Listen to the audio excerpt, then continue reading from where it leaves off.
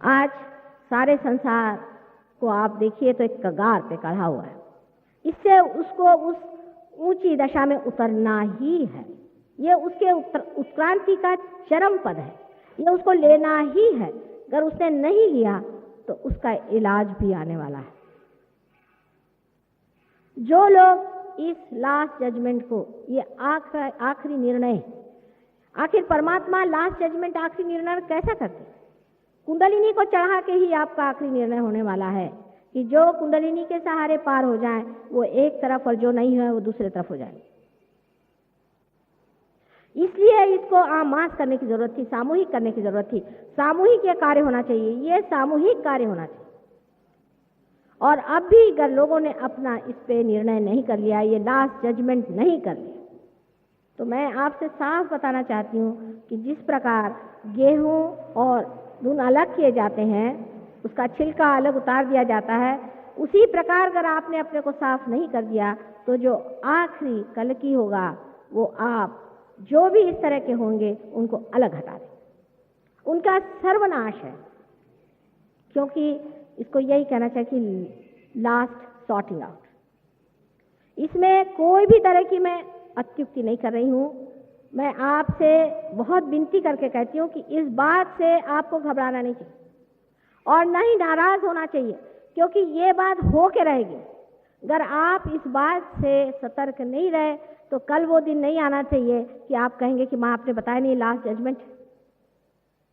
इसलिए मैं आपसे साफ साफ बताना चाहती हूँ कि यही लास्ट जजमेंट शुरू हो गया है, इसमें आप अपने को जज कर लीजिए।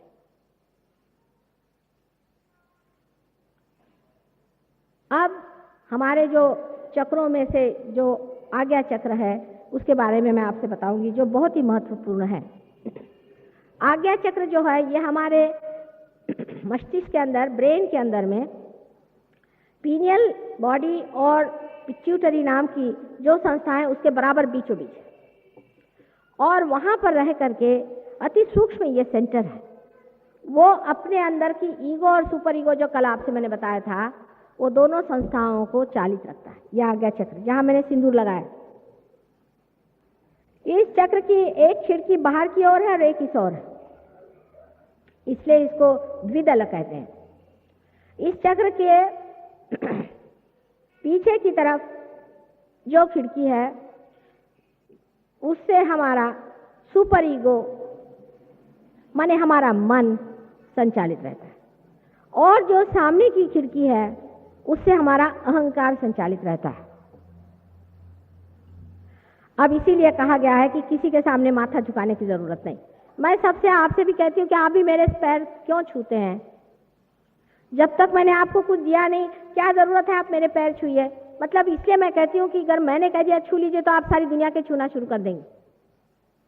किसी के भी आगे मत्था झुकाना गलत चीज है। ये परमात्मा ने बनाई हुई पेशानी, सिवाय उस आदमी के जो कि स्वयं साक्षात परमात्मा से प्रेरित है, जिसने आपको कुछ विशेष अनुभव दिया है, उसी के सामने सर झुकाना चाहिए। लेकिन हम लोगों की ऐसी प्रथा हो गई कि हर जगह जाके हम सर झुकाते रहते हैं। इसलिए ये जो पेशानी है, जहां ये आज्ञा चक्र है, इसमें दोष आ जाता है। आज्ञा चक्र का दोष जो है पीछे में आता है। जब आप पेशानी किसी के आगे झुकाते हैं तो इसका दोष पीछे में आता है, और आगे का दोष जो है वो अति विचार करने से आता है। कोई आदमी अगर हर समय सोचता रहे तो उसमें ये दोष आ जाता है, या जो अहंकारी मनुष्य होता है उसका भी दोष इस चक्र पे आ जाता है।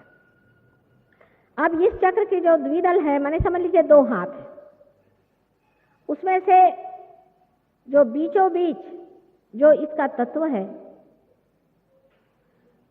वो तत्व एकादश रुद्र कहलाया जाता है।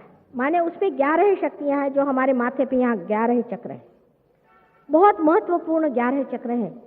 इसी एकादश रुद्र से ही कल की बनेगा, इसी से सर्वनाश होने वाला है।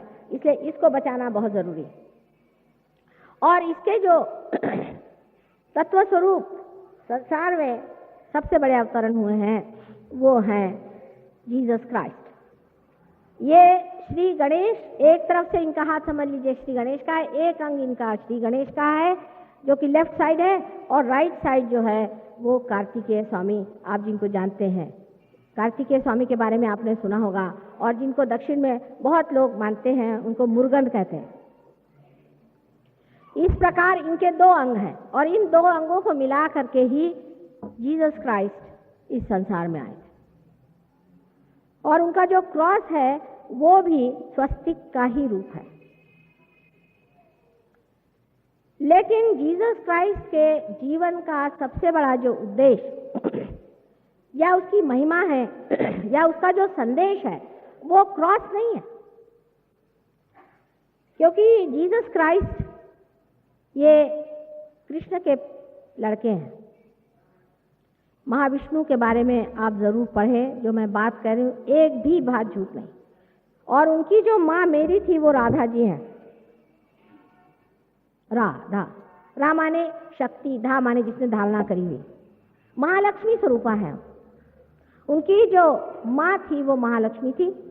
लेकिन जीसस क्राइस्ट के ज़माने में उन्होंने इस मामले में कुछ ज़्यादा बातचीत इसलिए नहीं करी कि जब दुष्ट रावण, राक्षस आदि लोग ये जानेंगे कि उनकी माँ ही महालक्ष्मी है तो वो माँ के पीछे पड़ जाएंगे और तब वो अपना गुस्सा नहीं रोक पाएंगे और उनकी पूरी 11 रुद्र की जो शक्तियां हैं वो क्रोधित होकर के सारे संसार को भस्म कर डालेंगी। इसलिए इस बात को बिल्कुल गुपित रखा रहा।